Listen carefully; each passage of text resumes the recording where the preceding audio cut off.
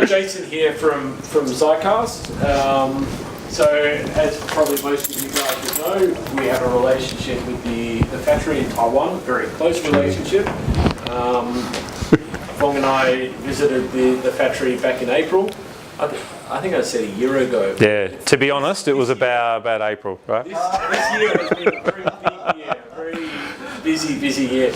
And it was, very interesting experience. A lot of the radio parts relationships and products are from Taiwan, and this is certainly one of our great relationships.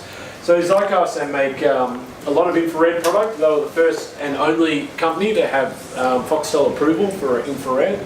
And they're regarded as probably having the best infrared product in the industry. Sales have actually been vastly surpassed by modulators. So for AV distribution, the majority of jobs and the default option is to use a modulator because it's simple, stable, reliable. So a lot of our business comes from modulators, and that goes for the commercial sector and the domestic sector. In the factory, actually, the lion's share of our time actually was probably spent on what's going to be happening in 5 years' time, maybe, and beyond, which is IP. So a lot of the new systems will be sending signal over the networks. So yeah, I'll pass you across to Jason. Thank you, the good swan. Okay, welcome. My name is Jason Crabtree. If you may know me, may not. Today we're going to cover a few topics. We're going to talk about the benefits of using digital modulators by Zycast, us. We're also going to just go over a bit of the difference between a residential or a domestic modulator and a commercial modulator. We're going to talk the common old thing about how to stack them. We're just going to briefly go over how to put multiple modulators in one job and the changes required. We're going to talk about another change, which has been how we web manage a modulator, how we get into it and access it via a PC. We're going to then touch on a bit about IP streamers that we're working on. We're not going to go a lot of detail in at the moment, but just give you a bit of an overview. Tricks of the trade. So these are tricks, well, when I say tricks, they're more about questions, common questions we get with modulators, and just a bit of a definition, how to easily manage and work with them and help with installations. And then we're going to touch on a few of the new products we've got coming out in the next 2 to 4 weeks. 4 weeks, Fong? Yes, that's right. Okay. So the benefits of using digital modulators in general, but particularly our ones. Okay. Modulators give you the ability to add into an installation multiple AV sources. We convert them to standard TV channels and distribute them through an existing network or a new network. So with this, they're very easy to integrate into something that is existing to retrofit, or any new installation still they wire RF. We still get TV down coaxial cable. So we can integrate AV channels via coaxial cable to as many TVs as you want. So with modulators, through a balanced system, we could send it to up to 1,000 TV sets if you wanted. It's a TV channel, so it's no different than your free-to-air. So balanced in, you can watch it throughout a whole network. It's a cost-effective solution. You don't require a particular receiver, decoder at the other end. It uses a TV tuner or a set-top box if you needed it for the free-to-air. So there's no proprietary equipment at the other end to receive the channel. It utilises existing cable predominantly. The other thing it has is it puts it into the same channel plan as what TV channels are in. So when we talk about our end users, our clients, our mums and dads, it's very easy for them to go and surf the channels. They're not mixing between HDMIs and dvb-ts and HDMI 2s. It's all on the one channel plan. So it's very easy to surf and to use as an end user. We can also now get HD down RF, so we can convert a Blu-ray, we can get 1080p down as a TV channel to be received at 1080p. And eventually, very soon, we'll even go to 4K down RF. We also have the option through our Digimod or the Digimod product to have the ability to control the source from the zone. So you can sit in your bedroom, you're modulating through a source, a media box or pay TV box, and you can sit in your bedroom with that pay TV remote and through accessory products control that channel from where you're sitting as well. So that's something that's unique to our offering. The other thing that we offer, which is always important, is local tech support. I've been involved in it for 15 years with analog and digital modulation with this product. If you can get a question I can't answer, I'll give you Mark de Havilland for a week. We support our product from A to Z. Anything, if we don't know it, we'll find out, we handle it. Happy to use my number when you're on site, because it's sometimes easier, because you want to get paid and move on. It's always easiest to ring up. It might be something basic. I can guide you and we can move forward. That's open to everybody. If I don't answer, leave a message. I'll get back to you one day. So that's the benefits of using a modulator against other solutions that might be more costly. You have proprietary receivers, decoders. You're limited to how many sources. With dvb-t modulators, you're only limited by your capacity. So if you understand what you need and what you've got to do and your bandwidths, it's very easy to distribute AV sources around. That's a problem. Okay. So we have two different types of modulators now. We have a domestic modulator and we have a commercial modulator. Domestic modulators, the main difference with the domestic modulator is they're more the newer range, where they're MPEG-4 only. Okay, being domestic, we've got to get them to a price point, and MPEG-4, which is what most TVs, if not all TVs, have today, is a lot more inexpensive to encode. MPEG-2, which is what we traditionally use, is very expensive. So domestic is controlled by price, and via that means we use MPEG-4 as an encoding method. So they're easy, as I said, easy to install, one channel plan like we spoke about before, so easy for mums and dads to surf around. The signal is still, this is what we call MER, modulation error rate. This is very important to the quality of the signal. It's measured in a dB. Traditionally, I think Australian standard's around 26 dB. Our domestic runs run at 39, and we'll touch on our commercials later, they run at about 43 dB. So what we're saying there is our signal's very clean. So when we mix it into a system with one or multiple modulators, you get a very clean result, which makes it easier for a full distribution system. We have the IR return feature in the domestic product, because they're the people, 3-4 bedroom houses, that want to control a source by whatever means. We also have HDMI loop through. It's quite common for people to put a device want to go to a modulator for around the house, but want to go to the main area where they've got a larger TV, projector or something. They want to continue the HDMI on. They don't want to use a set-top box or a tuner. So with ours, it just takes away the need for a splitter, which is just another thing that might go wrong. You just loop into the modulator and loop out to the amplifier, just to make the amplifier for your home theatre. Gives you a bit more option. They're also a passive device. There's no fans, there's no heat generated out of them. They're quiet. So you can put them underneath in lounge rooms. Some people might have experienced our commercial ones and put them into a domestic application, and they're watching a TV and they've got a 747 in their lounge room because they've got their fan, they're noisy, right? They're commercial ones designed that go into comms racks where other equipment is, they need fans to cool. But with the domestic ones, these ones, they're silent, there's no noise in them at all. And default setup, they are plug and play. If you want to put one of these into a job in 99% of the country, the settings that are in it mean you'll plug it in, scan your TV, and it will be there. We don't need to change our output channels or anything else for it to work. It will show. So they're plug and play straight out of the box. So with a commercial modulator, the difference we have is that we're going into jobs which have a lot more TVs, and the chances of having older TVs is higher.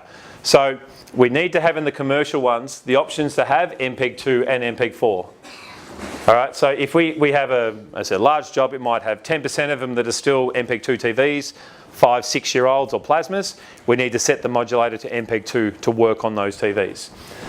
Again, we can distribute back, as we said before, to as many TVs as we can balance our system to. Higher MER for more, because generally you're doing more, you require just that little bit cleaner signal. You also have multiple input options. So HDMI is quite common these days, but you still might have some sources, digital signage or Kino or something that might require a composite. So you can mix those mods have all that connectivity on it. internal cooling system that we spoke about, fully programmed by either the front display or a web GUI, depending on how the installer wants to do it. You can also put them into a network, use a VPN, and remote access them in case you've got them on a remote site and you want to log in to help your client if it's got a problem or an adjustment. The commercial ones also have a simulcasting IP output. So whatever's coming out of the dvb-t, we also have an IP port that you can put that into a certain switch, a network, and distribute it out simulcast IP as well as a multicast service. This service also, it doesn't mux or multiplex the IPs together. It sends them all four, if it's a 4-channel mod, it sends out 4 different IP addresses, which is important if you're doing those applications. And then we also have a higher output level. So the domestic ones are about the 75, 85. These will launch out at 105. We can adjust that. But that just means we've got more flex in the system, trying to reduce amplifiers where need. And if we launch higher, it's always easier to get it down than to turn it up. Anyone got any questions on that so far, those differences? So just, you were saying that the new ones now come out of the box are already set. So the other ones were set on 20? The old modulators that we had, the RF output channel was set at 21. Yeah. And the reason why we thought we were smart, we put them on 21 to make an installer go, okay, what's available in my spectrum? Now, traditionally in a spectrum, the TVs start scanning at about 28, where SBS used to be, and would go up to 69. So we put it at 21 to make someone go, okay, what's free? The problem is that not everyone reads manuals and not everyone does things, and they return it, this is faulty, it doesn't work. So we sort of looked at the whole country that we could and found the most available channel in, because every channel is used somewhere. So 39 is what we found to be available in most areas, so that's what we default them as now. They're 39, yeah. Okay. The other thing, I'll touch on it now in case I forget later, it was brought up in the one before.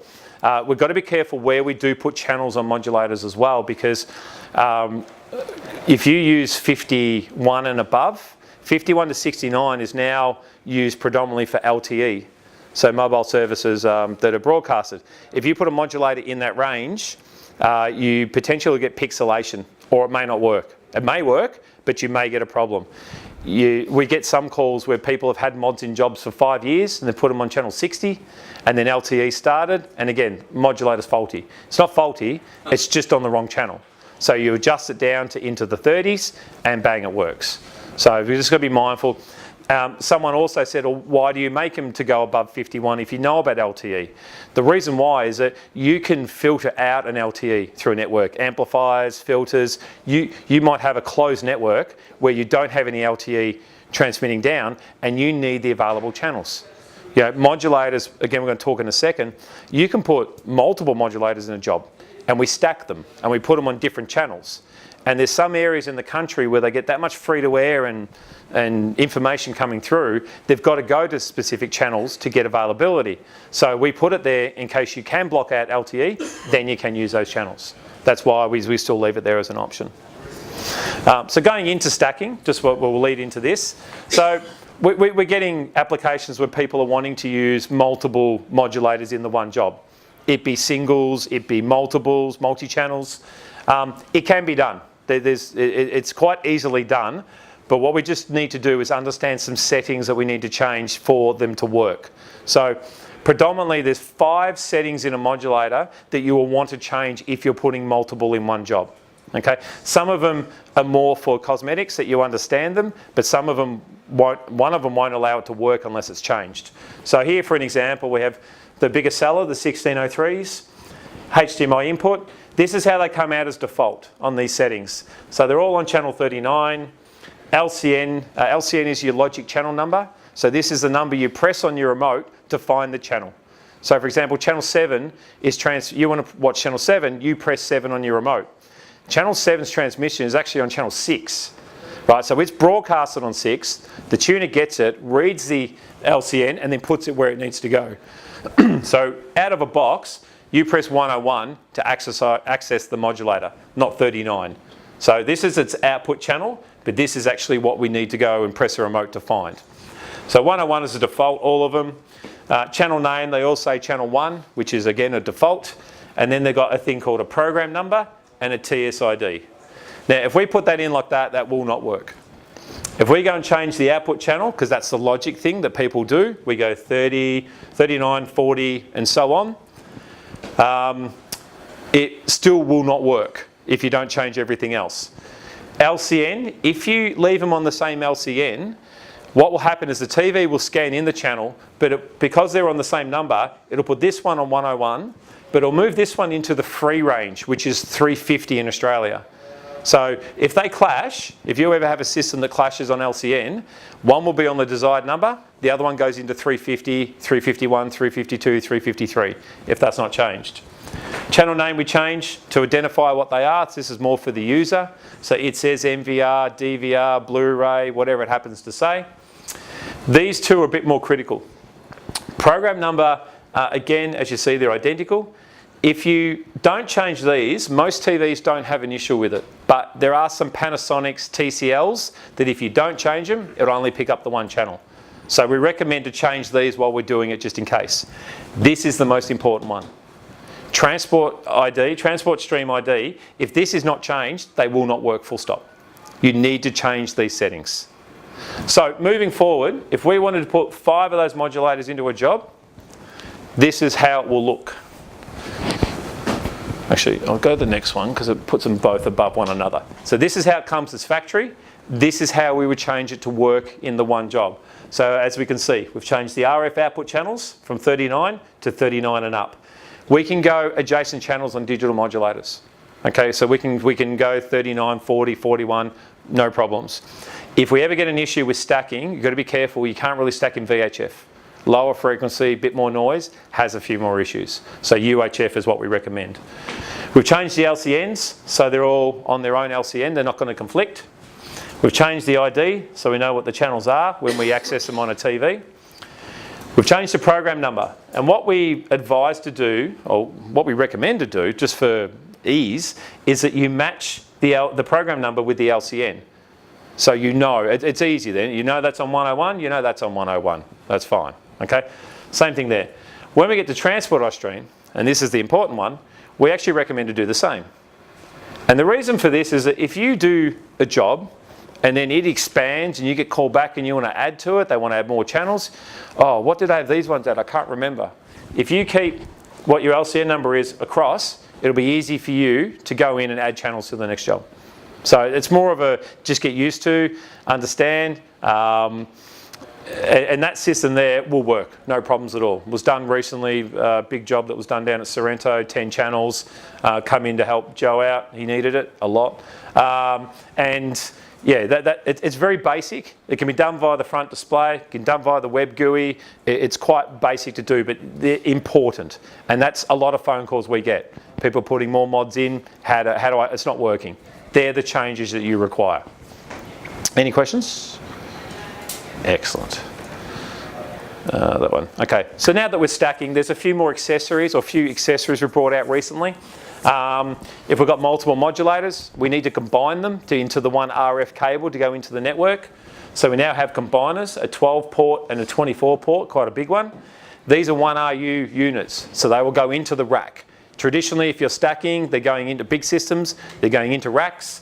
These are 1RU mounted inputs with an output and just a test port as well. They're passive, they're not active, so they do incur losses that you have when you're doing so. They also are splitters. So they can be used for other installations where you want to split to multiple points and you want to do it through a 1RU. So you can go 1 in and 12 out, or 1 in, 24 out. That's in a rack. The other option we have is now a shelf and a top that goes into a 1RU. If we're stacking, again, want to put up to 10 mods, this allows you to put it into a 1RU rack, nice and clean, neat, so forth. And we've also now got a power supply, a one power supply that can power up to 10 modulators. So rather than 10 power supplies, we can have just the one. Makes it nice and neat. The leads are designed in lengths to go, you put the main unit here, and then this one, that's the longest, and then so down, so it's not also messy at the back. It's nice and neat. Okay, so they're now available at Radio Parts. Any questions on that? That's all pretty basic stuff. All right. Okay.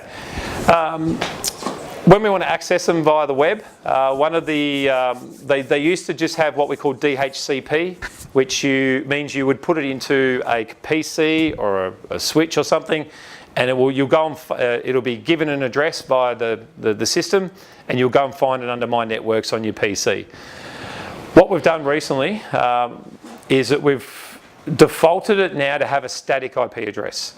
So every modulator that comes out has now one IP address, which is 192.168.1.9 as a default. So logically, you'd plug that in, open up your browser, put in that address, and you should find the home page of the modulator. If you do not, the reason for that potentially is that your PC could be on the same IP address and it's conflicting. That can happen. You can do two things. You can change the address of the modulator, or you can change the address of your PC. Where Zycast say, don't touch the mod, change the PC, because that's their problem. So that's now default of what's in every modulator. Some people don't want to do that. They prefer to have it via the old DHCP. So what we have now is that through the front display of a modulator, when you get into it, you go down to your web management, and the first option in web management is DHCP. And you go into the setting, it'll have it as disabled, change it to enabled. Press OK, and now you go find it via the old means. Okay, so now you go and find it via the way how you used to find it. So it's static. Some people prefer this, some people prefer this. We just do both. That's the way it is. And then when you get into the web management, these are just some pictures of what the snapshots of what the pages are like. This is your welcome page, so it tells you what you got, HD 4002, what output is at by default, and these are your tabs to go and make all your changes that we spoke about before. So your channel names, your LCNs, all these options are in these menus, and you just toggle through each one. What's important now is that you need to, once you make a change, you must save it before you leave the page. If you leave the page, the setting won't transfer to the modulator. So we now dump the information as you change it down to the modulator each time. Okay, can take a couple of seconds longer, but the old way used to save it per page and then just do a big dump at the end. But then sometimes people would lose or not do the information correctly, as in regard dumping it down. So we now do it per change. So every time you make a change, do a save, and it will put it down on the modulator. So all of the settings that we've got here, these are all sub-menus, network configuration, they're all down here as a side. So common setup, RF setup, encoder setup, streaming if it has it, and the web management. If you go via the front display, you can change all the same settings, right? And we've got the same subcategory menus in there as well. So when you go through the front, it'll give you encoder. If you press OK in encoder, then it gives you video input, program numbers, and so forth. So everything via the GUI can also be controlled via the LCD. Okay. Any questions on that? No. Excellent. Okay. So just a quick basic of mixing in modulators into systems. They're RF. It's like a TV antenna. Okay. You're mixing in a TV channel into a system. So we can do it via splitters in reverse. You might need amplification if you require it. Mods are quite high in launching, so it's very rare you need to amplify a modulator.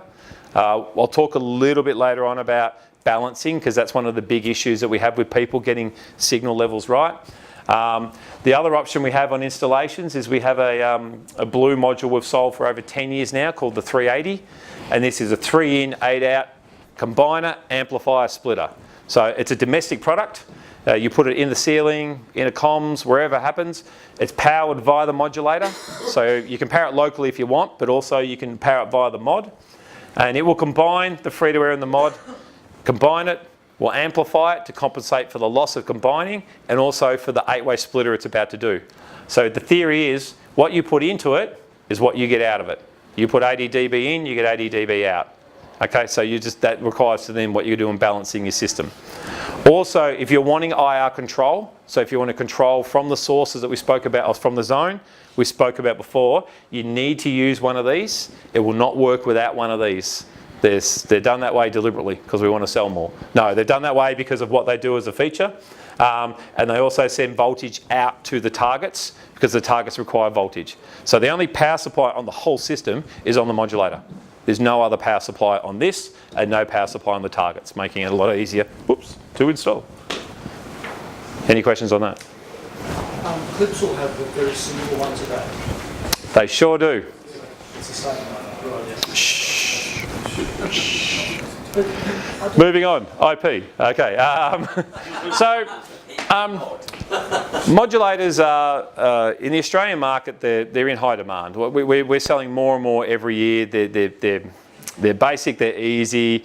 You know, mums and dads can put them in with a few issues here and there. But in general, they're not very complex. Okay. Now we're looking at IP. IP is a total different ballgame. All right. IP. Zycast, who I work for, who's the manufacturers of this product from day one, they've got engineers, like 15 engineers that focus on IP, and the future is IP. The difference with that is, not the difference, the issue with that is it's also far more complex. Okay, and there's a whole lot of multi things that we'll quickly talk about. Right at this stage, we don't have a lot of IP in Australia because our market is not requiring it, but in the next 6 to 12 months there'll be more training and more involvement about moving towards IP. dvb-t still has its application, but there's more people now looking at IP as a solution. So we'll just go a bit over an overview on IP and what we're doing.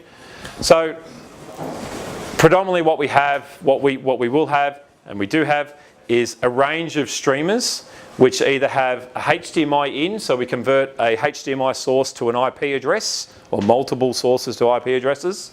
And these AV devices either have composite component or HDMI. We also have a dvb-t to IP solution. So this is a product that can turn a satellite signal, an unencrypted satellite signal, into an IP address to be sent down a network as well. dvb-c, again with a QAM system or a cable system, we can do the same. And also dvb-t to IP. So we can convert free-to-air channels into an IP address and send them down a network. And very soon we'll have out a 4K solution as well, where we can put 4K via HDMI or SDI into a streamer and then come out as an IP address. And then we're going to deal with the receiver at the other end. So this is the type of solutions that Zycast or Digimod will be working towards. And these are commercial applications. I don't see at the moment you would put an IP system in a home. These are more for larger jobs. One of the things with IP in general is what we call latency, which is the delay of the source sending the picture to when you can see it on a TV. In a traditional IP system, that delay can be between 3 to 30 seconds. So if you're wanting to control a source and you go and change a channel and it takes 30 seconds for it to change in a house, you're not going to be happy. Yeah, so it's not really domestic at the moment. It's more of a commercial requirement that the customer wants IP, and that's what we look at. Well, modulators 1 second. By the time, just to quickly touch on that while you bring it up, if a source sends out a signal, a modulator takes approximately 0.2 of a second to encode that signal, to turn it into a dvb-t channel. It then sends it over the cable live to the receiver or the TV, and it takes about 0.8 of a second to decode. So in an RF MPEG-4 system, the newer modulators, it's about 1 second from when you send it to when you receive it. So if you're sitting in your bedroom wanting to control a channel and you press up and it takes 1 second, that's not the remote, it's not the IR delay, it's actually happening live. It's the signal process coming back. And we can't do much about it because it's the tuners that are majority of the delay. We can control the encoders. If we could get the encoder to live, they had no delay, you still got 0.8. So that's just a feat, that's just something about modulation and IP, encoders, decoders, that's what it is. Okay, MPEG-2 HD runs about 1.5 to 2 seconds. So we refer it to, when I say we refer it, when I talk to people, it's something that it sounds bad, but you get used to. It's like driving a diesel car for the first time. You put your foot down, it doesn't go. And then once you've had it for a week or so, you're used to it. This you get used to as well. It's just something that it's a feature of the system. You don't get used to it, you've got to look at another solution. If you require live, you're probably going to look at a HD-based-T or something like that, which is a different ballgame. Sorry, does MPEG-4 be quicker than MPEG-2? MPEG-4 is a little bit quicker, yeah. It's more also resolution, like MPEG-2 SD, because we still sell SD modulators, it's only half a second.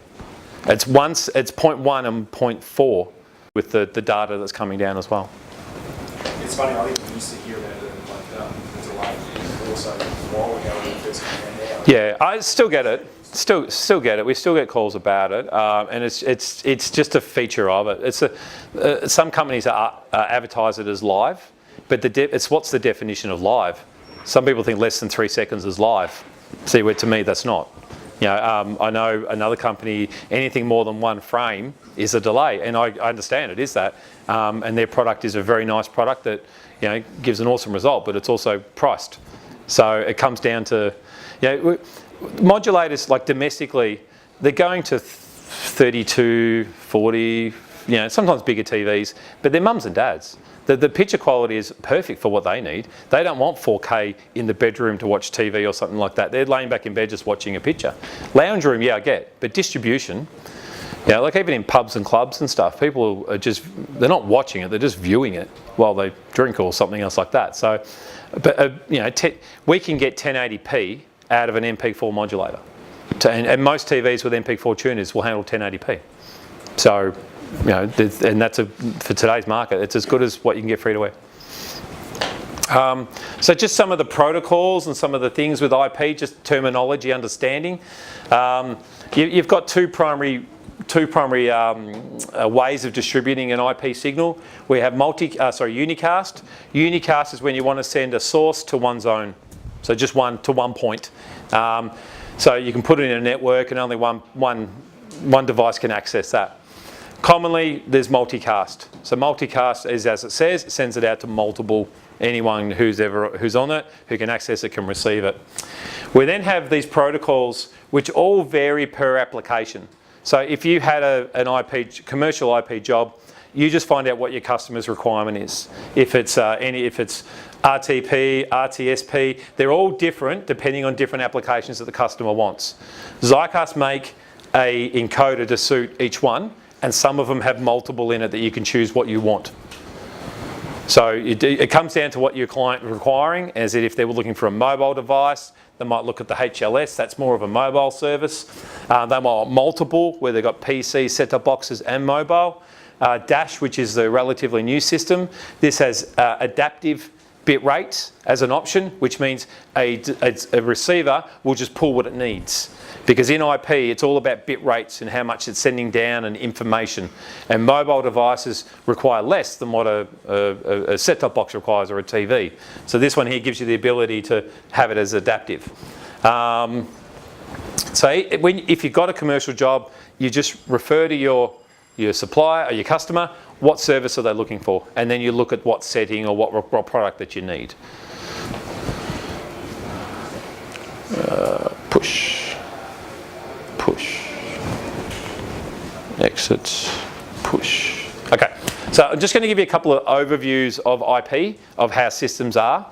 So this is just your basic IP system, where you would have a source or multiple sources going into IP streamers, including USB devices if it's digital signage, and then they run in together into a network. In line, you can have we have a media control server, which gives you the ability to put it onto a PC and look at them all at the one time, no matter how many you have, adjust them, control them, monitor them, maintenance, whatever you need. Then it goes into a network, and then that comes out of that network, might go to smart TVs, set-top boxes, digital signage players, or even mobile devices over Wi-Fi, depending on how it's configured. So it looks quite basic, and it should be quite basic. IP systems have 3 components as a rule. You have your head end, which is this part, which is where we predominantly focus on. You have a network or switches, and then you have receivers depending on what they are. This here is quite standard, as in you have X or Y. This here is quite standard because you find out what the client wants. This is the problem.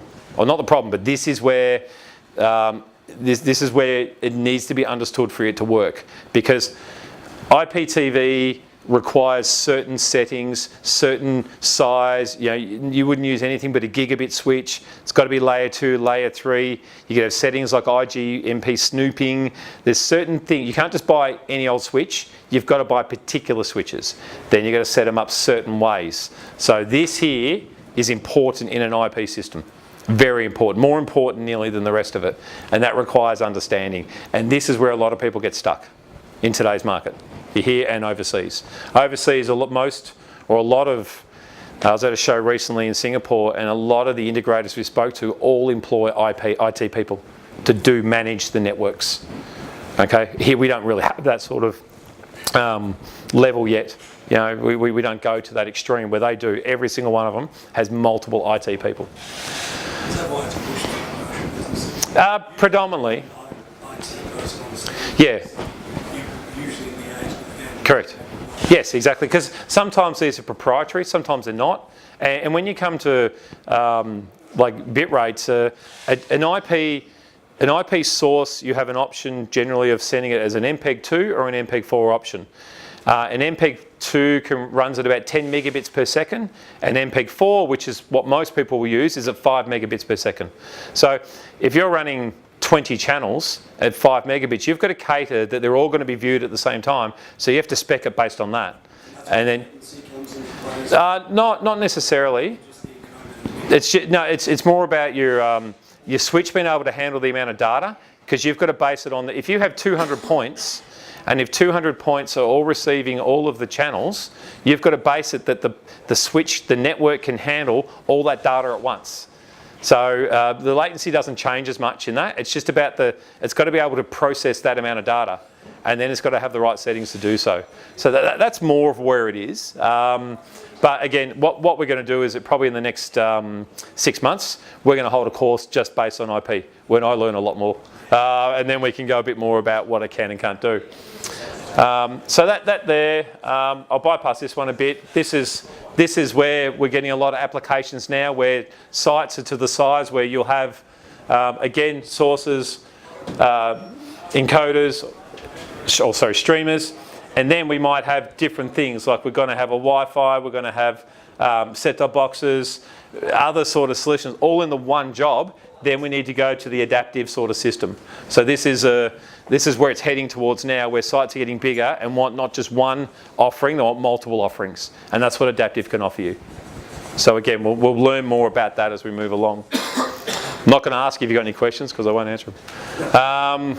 So some of the products that we just have at the moment, I think Radio Parts Ben was telling me some of these. This is a single channel IP streamer, a basic but complex solution where you've got multiple input options regarding composite component, USB, as we said before, and this will convert it to an IP address, either unicast, multicast. Also gives you DLNA, which is another option for certain services that you can send out as an MPEG-2, MPEG-4 into a network. So quite a basic quality IP service streamer. We then have a 4 input option, which is the same, and an 8 input option. So these have 4 HDMI ins or 8 HDMI ins, converting them all to independent IP addresses and giving you the same options that we spoke about before. Whoops. Okay. The next one that we have, this is a dvb-t to IP gateway. So this is something that if a client wants to get all of their free-to-air channels, but down an IP network used in prisons, prison jailbird.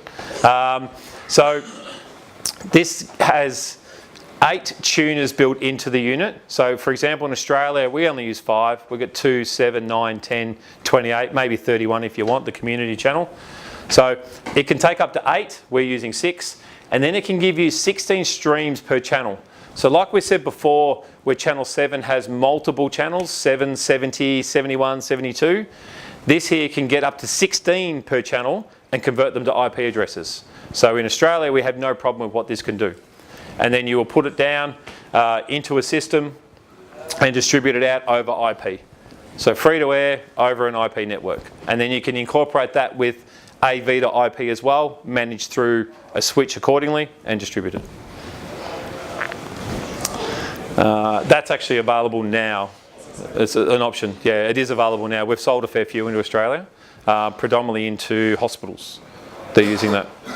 How does it go with volts drop over the length of It's an IP address.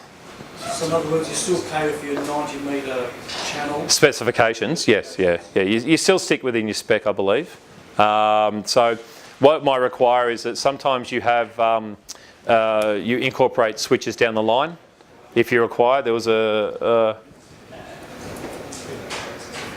this system here. Sometimes people with different runs, they might add different switches in along the line to give it what it requires. So you would manage it accordingly to do that, yes.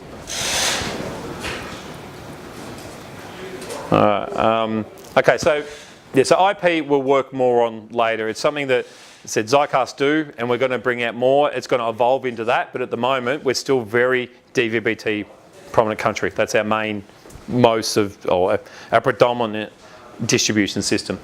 So some of the tricks that we're going to talk about, some of the things about when someone calls or you're on a job and you've got a couple of problems, just to give a few answers. This one here is, can my TV work with the new modulators of MPEG-4? So because you might have some older TVs or you don't know if an MPEG-4 modulator is going to work in the job, the easiest thing that we do, or we suggest, is to see if they can watch 9HD or the racing channel. These are transmitted off the TV as MPEG-4, off the towers as MPEG-4. If your TV can receive these channels with a picture, then it will work with a modulator, a MPEG-4 mod. If they cannot, and you get sound but no picture, that means that the tuner cannot handle MPEG-4, and you've got to look at an MPEG-2 or tell them to buy new TVs or set-top boxes, whichever way. When I install the new modulator, I can lose my free-to-air channels. This happens a little bit. The reason for this, so this is because a modulator launches at a fairly high level and free-to-airs can vary. Now, TVs can work off low signals. Like, that's the benefit of digital. It's very robust. You could put 45 dB into a TV clean and it will give you a TV picture. But if you have a 45 or 50 or 55 dB free-to-air and then introduce a high modulator channel, the noise floor, which a signal will have, of the modulator channel will affect the free-to-air channels. And what happens is you put the mod in and your free-to-air goes. To fix this, we've got to balance the system. So we need to get the free-to-air, the modulator and the free-to-air within 5 dB of each other. That's what the ideal is. So with a field strength meter, hopefully most guys have them, we can then measure the signals and turn down the modulator, generally to match the free-to-air. That's commonly what happens. And then you see the free-to-air come back up. So yeah, that's another thing that we get a little bit from time to time. You can get also applications where you plug it all in, you get it up and you turn it on, and the modulator just stays in booting mode. It doesn't come out of boot. Why is it doing that? The main reason for that is that one of your sources that you've connected is not giving the modulator what it wants. Okay, and what I mean by that is it's not giving the signal the resolution. If you put modulators work off AV resolutions. So 576i, which is SD, 720p, 1080i, and 1080p. If you put 1366 by 768 into a modulator, like a PC resolution, it will not like it. It won't work and can lock up the modulator. What you need to do is adjust your source, it being PC or MVR, DVR, to an AV resolution, to one of those ones that we said. More than likely these days they're all 1080p. Adjust it to 1080p and then it will process through as MPEG-4. Okay. The only other thing that you might get stuck in booting is we've had a couple of occasions where a modulator might be 4 or 5 years old and the power supply has copped a whack, as we put it, and now the power supply is not giving the modulator what it needs. It's either died and not working, or it's giving it less than what it requires to get out of booting stage. And then that needs to be serviced. Okay, and you can talk to Radio Parts about getting them serviced. They can be done. That's the other reason why. The other thing that's come up more than a lot lately is leads, HDMI leads. They're not all the same, right? There's good and not good. Recently there's been some devices that have come out and the HDMIs are not as they should be. They're operating a little bit different than what they meant to be. And you put them into a TV and they work fine via HDMI. You put them into a modulator, any modulator, to a TV and you get no picture. You're like, why? It's a faulty modulator. Modulators, tolerances are like this much if we put them on a scale. Okay, they're looking for certain information. A HDMI on the back of a TV can handle this much. It's not doing as much as what a modulator is trying to do. So if it's outside of those tolerances, you can have an issue. But what we find is that chuck in that and a poor quality lead results in quite often a modulator not working. And what we've found, and I've been on jobs and I've tried it and seen it, is that if you actually can use a quality lead, something that's 12 months old, that you should do when you're putting in a new system, you'll find that will be fine. It will work fine. But if you add in a cheap lead, because guys you go into a job, you put it in, you might have an old lead kicking around, you might have an existing lead on the job you use a new lead. Use most new leads now are 1.4 or 2, or they're spec'd, they're quality. Just be careful of the lead you use, because by the time we add the outside tolerances and the lead and then some HDMI splitters and something else, things change and sometimes don't work. So we just emphasise, use a decent lead, please. It'll save a lot of issues. The other thing that we've got is the key to installing modulators into a system, which quite predominantly they are, is balancing. You've got to get your signals right. You've got to get your free-to-air and your mods about the same level. Separation will cause you a problem. So if we ever get a call, if I get a call, I'll normally ask, what's your signal levels? Unfortunately, sometimes we hear, I don't know, and we ask, have you got a meter? They go, no. I understand meters cost money, but they're cheaper today than what they ever have, and all I'm really asking for is what the level is. I'm not going to quiz you on the MER too much or on anything else. Let's just get what the levels are. And you can buy them for $200, 200. You can spend thousands, but you at least get something that at least give you what a level is. So we can work out what because balancing is a lot of problems with people. Mods are designed to come out quite high. And if the free-to-air is high, you won't have a problem. Even if it's low, most of the time you'll be okay. But if you do have a problem, it'll be because that is just too low. And we need to bring that up and bring the mod down. So balancing is a key. All right, any questions on that? That's all good? Excellent. I'm going to talk about a few new products now. We've got 3 new products coming out in the next couple of weeks. This, first of all, is the 1608. So this is the little brother of the 1603 that we've been selling. This has everything, all its features basically stripped out of it. This is just a modulator. HDMI in, so it's an MPEG-4 mod, HDMI in, no IR, no loop through, no web management, just a straight mod. These will be out in about 4 weeks. They'll be priced accordingly. Talk to Radio Parts about what the pricing will be. We have turned down the gain a little bit because these will probably be sold to some people that, again, back to the meter thing, might not have. So we've balanced it down a little bit more. Still very clean on the MER, like a domestic modulator. Perfect for new installs, perfect for MVRs, DVRs where you don't want to control them at a good price point. Fully programmable via front display still, so we can still stack them, still what we did before, everything else, but it's just an entry-level mod. Next one that we're adding is going the other way. So again, based on a 1603, this is very much the same as a 1603 regarding MPEG-4, HDMI in, HDMI out, IR, powering of the hub, everything that unit has. But what this one now has is a delayed audio output. So as we were talking before, when you modulate a signal, we get the latency, which is the delay of about 1 second before the picture gets onto the TV. Sometimes people will get the audio from the source and run that directly into an amplifier. Common on gyms, clubs, certain applications where they want the audio direct through a PA system or an amp, but the pitch is modulated. So when they do that, the pitch is 1 second behind the audio, and it's frustrating. Now, you can get things like audio delayers, $300-400 audio delayers, or you can use a set-top box to feed it back into the amp to match, or we've built it into the modulator now. So there's a left and right output that you put into the amp, into an amp, and that audio will match the video. So you can adjust the audio, it'll come out defaulted at about the right level, and then if it doesn't suit your application, you can adjust it in milliseconds up and down, up to 20 seconds, right, via the front display or via the web GUI. So we can adjust that to suit your application. The other benefit is that it's in one unit. Again, we don't have multiple power supplies, we don't have multiple this or that, we've got just one device that's doing all that in one. They'll be out in about a week. Yes, they're on the air, they're about a week away. The last one that we've got, going back to the stacking and how some people had issues with a lot of calls. I put multiple in, it doesn't work. This here is 4 1603s in one. So this is a 4-channel modulator, MPEG-4, so up to 1080p, 4 HDMI in, but also 4 HDMI outs.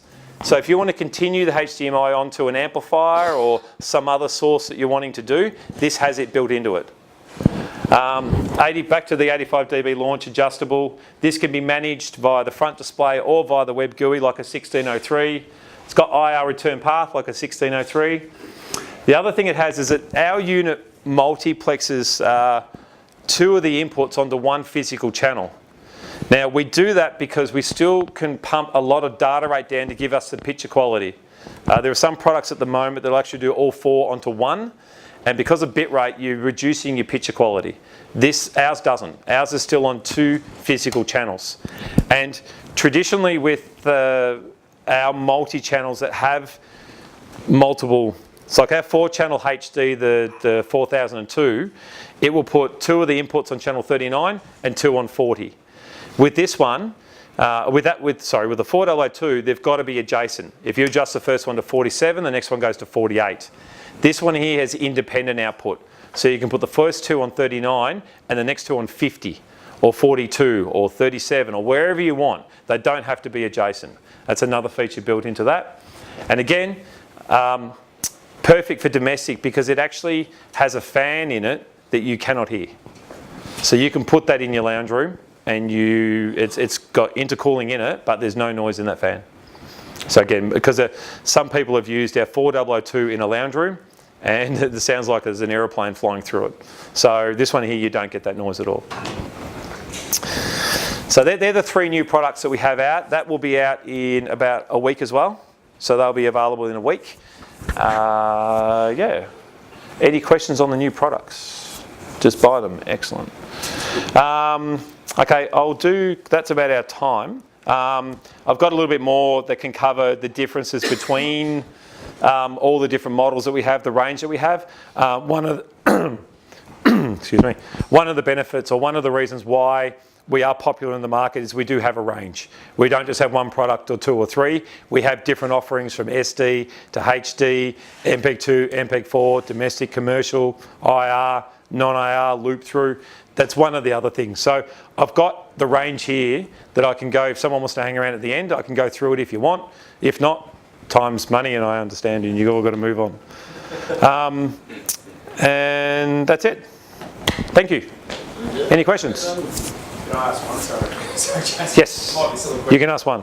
So it might be a silly question. You're talking about balancing. Is that your question? Is it a silly question? Yeah. You're talking about balancing. Yep. Free to your lower free to air and your output from the modulator. Yep. What would you tackle first? Try to get free to air up, or try to If your free-to-air is working, I'd probably get the mod down. Yeah. Within 5 to 10. You've got to look at what the minimum. See, as I said, a TV can handle 40. I think lowest I ever put in was like 40 dB, and it's got to be clean and it will work. But as soon as you add in noises, it will stop working. So ideally, you want to put. I think they say 65 dB is the ideal level to go into a TV. So 65. But if your free to air is 55, don't try and get it up 10 dB by using an amplifier that's just adding another problem. Get your mod down to 55. The mods have got control. You can turn them down to a certain amount. Yeah, but you can turn the mod down to about 60, 65. Okay, so if your free to air is 55, just turn your mod down to 65. Yeah. That's all. But if your free to air is lower in the high 40s or low 50s, you might want to then look at bringing that up. Yeah. And you can just use a little low noise amplifier to bring it up. That's all you need. Thanks, mate. No worries. Thank you very much. Thank you, sir. Thank you. You can go sell lots now.